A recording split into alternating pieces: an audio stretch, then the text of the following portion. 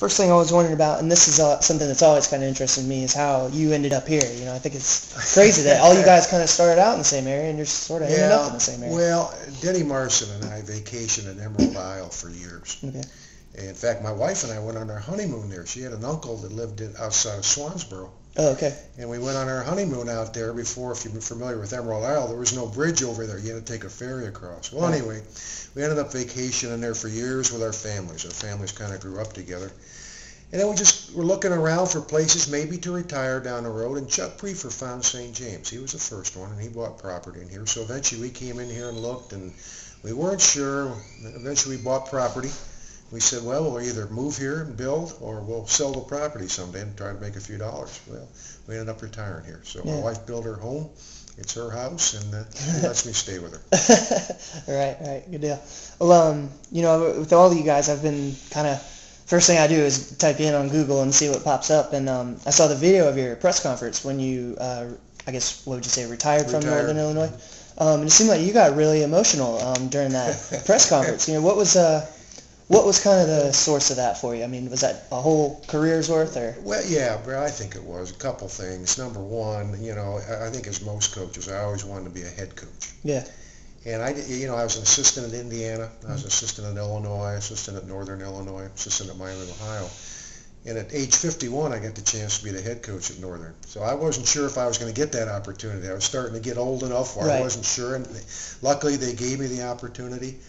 And we took over a program that was really struggling. Mm-hmm. And we kind of tore it down to build it up type of thing. Yeah. And we struggled at the beginning real bad. Right. And then we started getting a little better and a little better. And then we ended up with, my last year we had a real poor year. But before that we had 7 straight winning seasons. They had 6 winning seasons in 33 years prior to that. Right.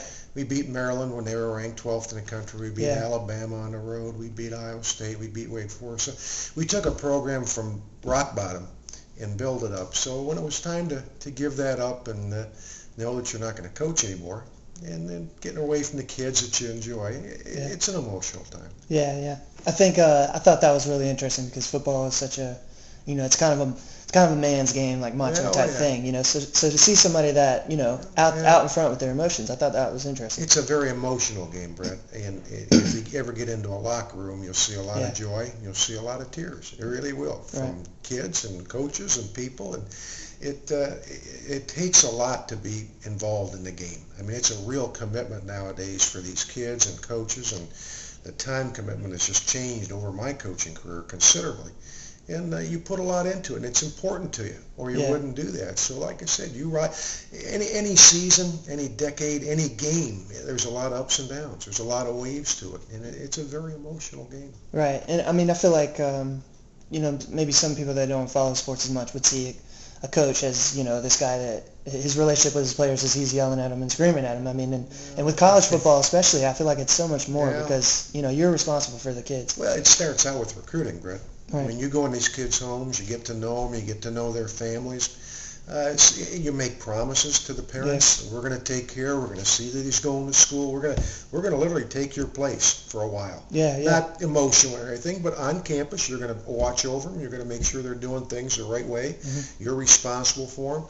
So like I said, it starts with recruiting, and then you watch these kids work for 3 or 4 or 5 years, off season, in season.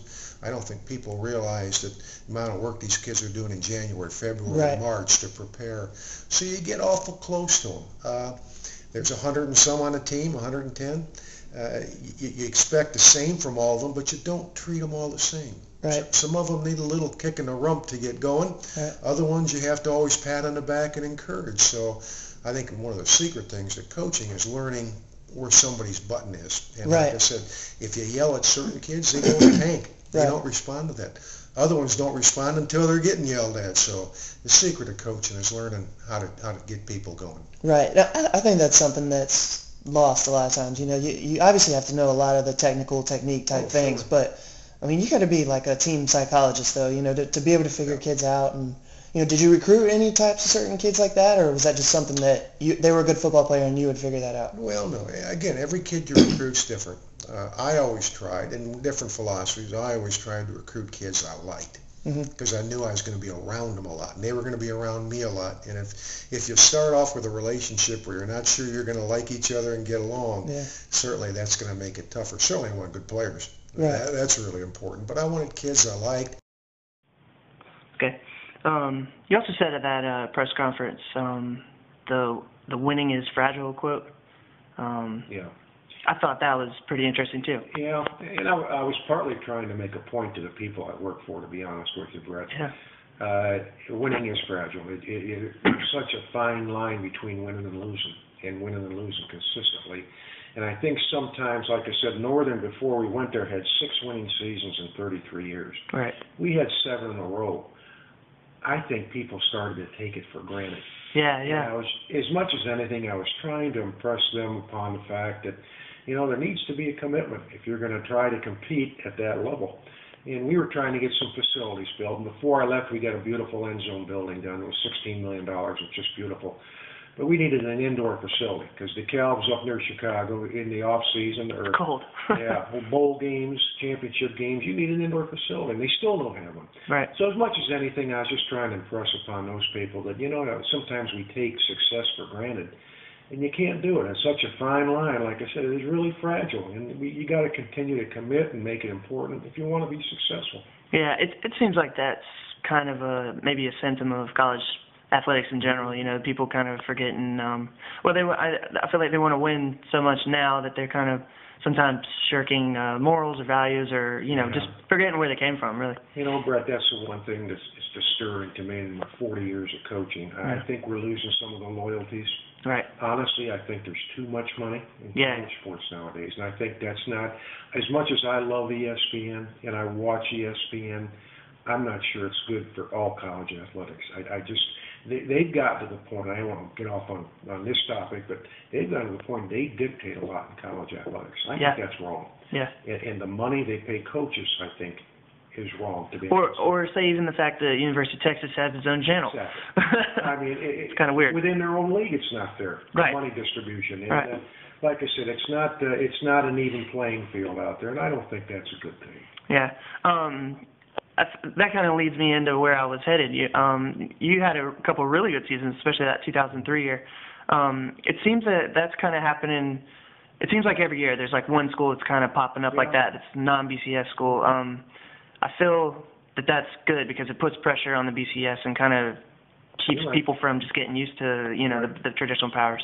We were actually in the first BCS poll ever taken. It was in 2003. That was the year we had the exceptional year. We were actually 10th in the very first poll, which was for Northern Illinois. That's cool. It was unbelievable. Yeah. And then we ended up losing a couple of games during the year. We had some kids out with injuries. But whatever. We ended up 10-2, but it was a great year. And of course, I think the Boise States have shown, and Utah's, TCU's, they've shown that schools can compete. Now, I'm not going to say those schools can go in the Big Ten or the SEC week in and week out, but they certainly can go in there and hold their own, and certainly on any given day, they've shown that they can beat the good people. Right. I think, too, coming from a small school, you've got probably an interesting viewpoint on the BCS. But are you one that's, for a tournament or something like that, or bowls, or, what do you think about the BCS? Brett, I'm not for playoffs. We are so driven for number one. And I understand that as a fan. But as a coach that's around these kids, what disturbs me too, and the same principle, Heisman Trophy. We're talking now about who's going to win the Heisman in December. Right. That's one player out of 15,000 kids playing Division I college football. Right. That's one. And we get so focused on the Heisman and number one. Bowl games are such a tremendous reward and treat for kids. I had kids, a lot of Chicago area kids, and we went out and played the Silicon Valley Bowl and the Poinsettia Bowl in 2 different years. But anyway, I took these kids. We went on a trip to the bowl game.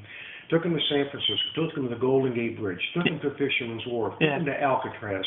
Most of these kids had never been west of the Mississippi. I'm talking about something that may have been a highlight of their life in a lot of ways. And, it was a small bowl. It wasn't a big name bowl, but to those people involved, it was a big deal.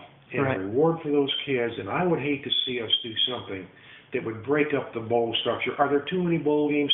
Probably. Yeah. But like I said, for the people involved, there aren't too many bowl games. Yeah, okay. That makes sense. But as far as, the BCS, I mean, do you think it offers a fair opportunity to a school like NIU? I think there's an opportunity there, Brett. I'm not sure, and NIU, as much respect as I have for them, they're not in the same caliber with Penn State, Ohio State.